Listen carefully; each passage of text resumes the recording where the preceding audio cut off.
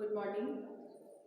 आज हम लोग क्लास 12 के इकोनॉमिक्स में मैक्रो इकोनॉमिक्स का जो चैप्टर है उसमें डेफिशिएंट डिमांड के बारे में पढ़ेंगे। तो ये है प्रॉब्लम ऑफ डेफिशिएंट डिमांड, और प्रॉब्लम ऑफ डेफिशिएंट डिमांड का मीनिंग आपको पहले बताया गया है।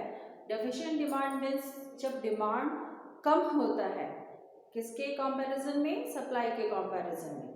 यानी मार्केट में अवेलेबिलिटी जो है गुड्स की वो बहुत अधिक होती है, लेकिन उसको खरीदने वाला, उसको कंज्यूम करने वाले लोग बहुत कम होते हैं। और इसलिए क्या होता है कि ये जो डिमांड है, aggregate demand becomes less than aggregate supply, then this situation creates, look here, the meaning of deficient demand is written on the board. It refers to the deficiency of aggregate demand, or when aggregate demand is less than aggregate supply.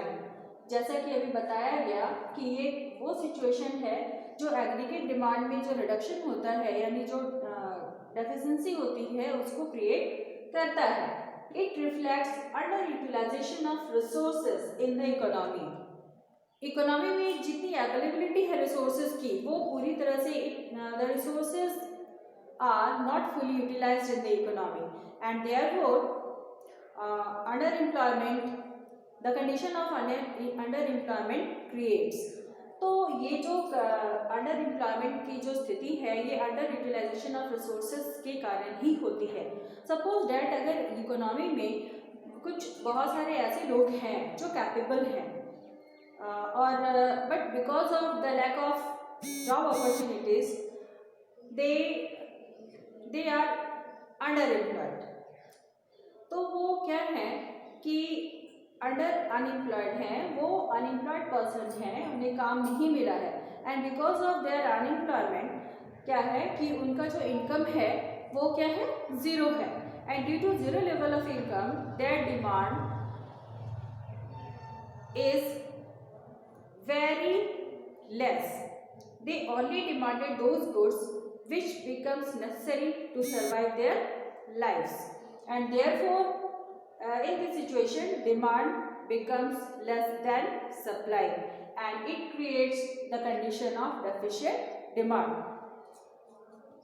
A diagram is drawn on the board. It reflects the condition of deficient demand. Look here, x-axis denotes income or GDP. The income is denoted as Y in economics.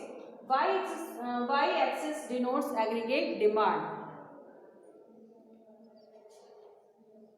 Y curve, which originates from 0 and of 45 degree of line, it is known as income line curve, and as we know that our income is related to the GDP, and therefore it is also known as aggregate supply.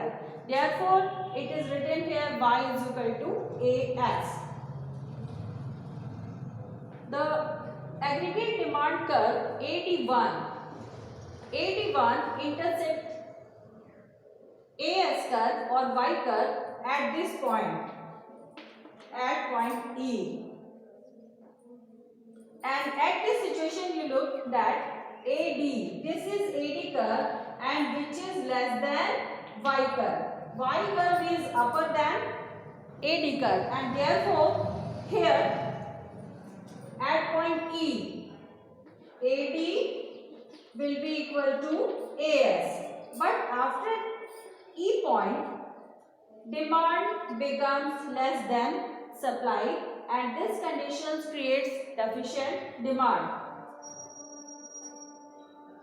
AD2, aggregate demand 2.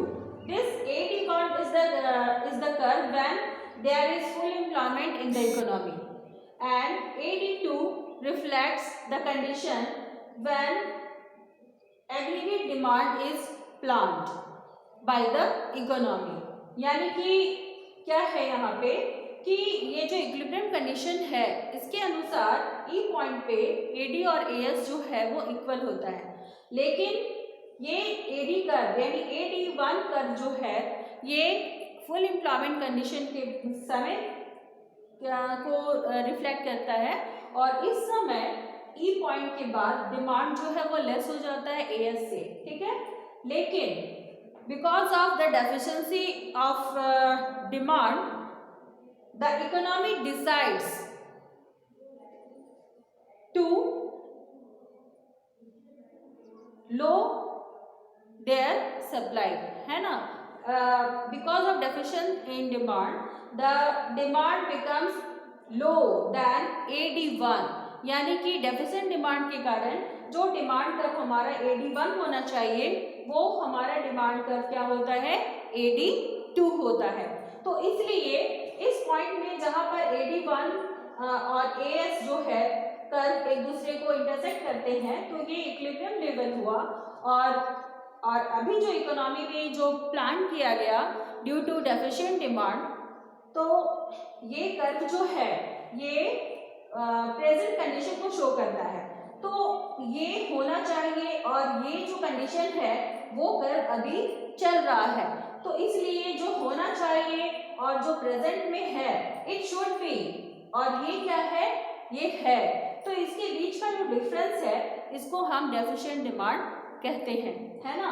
तो ये deficient demand की जो condition है वो कैसे पूरी हो जाएगी, जैसे अगर डिमांड कम है, demand when demand is less than supply, तो प्रोड्यूसर क्या करेंगे, the producer decides to low the price of their goods, automatically the demand increases. तो इस तरह से जैसे प्रोड्यूसर डिसाइड करेंगे कि प्राइस को थोड़ा लो करना चाहिए क्योंकि सप्लाई जो है उनका इन्वेंट्री भी जो है स्टॉक में बहुत ज़्यादा हो गया है, तो इसलिए प्रोड्यूसर जैसे ही कीमत को कम करेंगे देन डिमांड ऑटोमेटिक क्या होगा, ऊपर चला जाएगा। तो ये कंडीशन वापस फिर से इस लेवल पे आ जाएगा। तो ये डेफिशिएंट डिमांड को जो डायग्राम के थ्रू आपको बताया गया ये आपको समझ में आया होगा, ठीक है।